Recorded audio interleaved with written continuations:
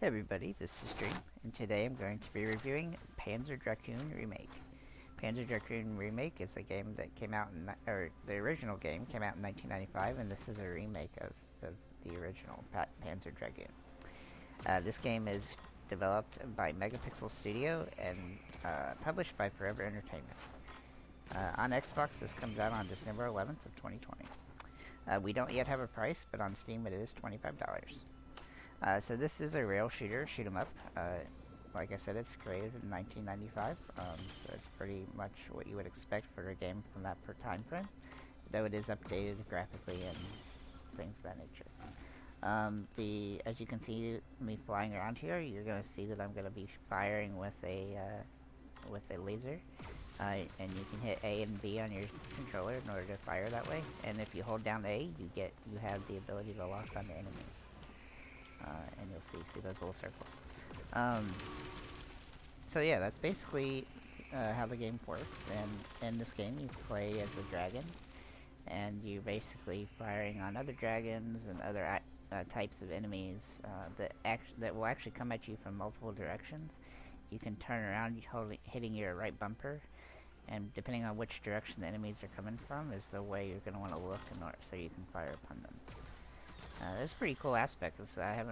I didn't actually play the original of this back in the 90s. Somehow I missed it, but it does kind of remind me of a couple other games on Xbox, like Crimson Dragon. Though this is a lot shorter than Crimson Dragon is. But overall, the gameplay is pretty straightforward, and you'll see here that I'm actually shooting backwards, which is pretty cool, I think.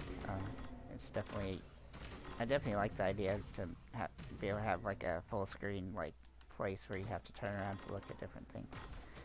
Overall, I'm gonna give this game a 6.5 out of 10 because for a couple of reasons.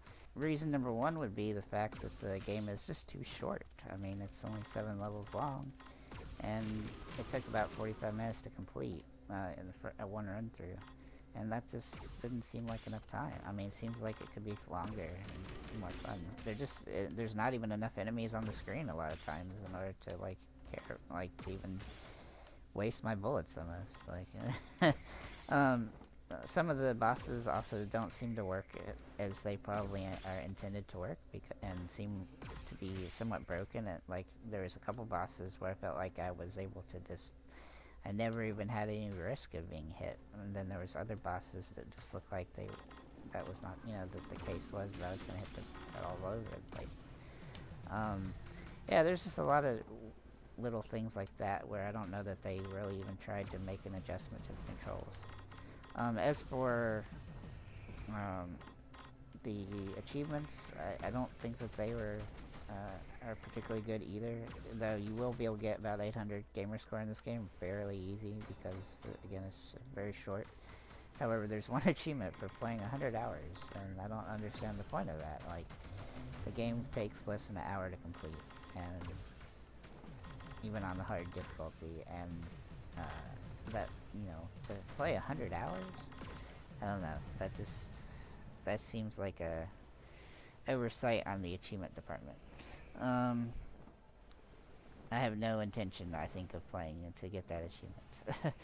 So that's pretty much all I have to say about that. Overall, though, if you like rail shooters, then you'll probably like this, alright? It's just not particularly great. Crimson Dragon's better, and, I'm not nostalgic for this game, so some of you who have played this and are nostalgic for it might be crapping all over me for this viewpoint, but it's not that.